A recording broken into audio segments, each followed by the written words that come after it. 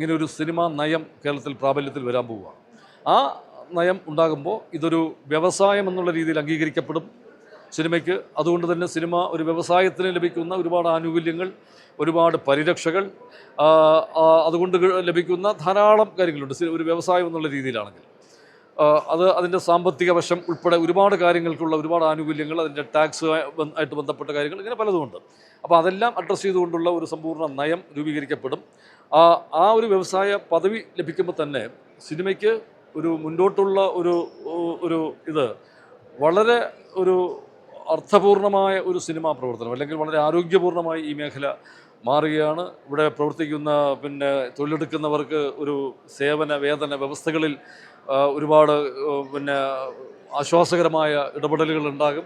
അതുപോലെ സ്ത്രീ സുരക്ഷയുടെ കാര്യത്തിലൊക്കെ വലിയ കർശനമായ കാര്യങ്ങൾ അത്തരം കാര്യങ്ങളിലുണ്ടാകും. ഇതുപോലെ തുടങ്ങി വിവിധങ്ങളായ മേഖലകളെ സംബന്ധിച്ച് ഒരു തൊഴിൽ സ്ഥിരത ഉറപ്പുവരുത്തുന്നതിനെ സംബന്ധിച്ച് ഒക്കെ ഉള്ള ചില നിർദ്ദേശങ്ങളെല്ലാം അടങ്ങിയതായിരിക്കും ഈ ഒരു ചലച്ചിത്ര നയം എന്ന് പറയുന്നത്.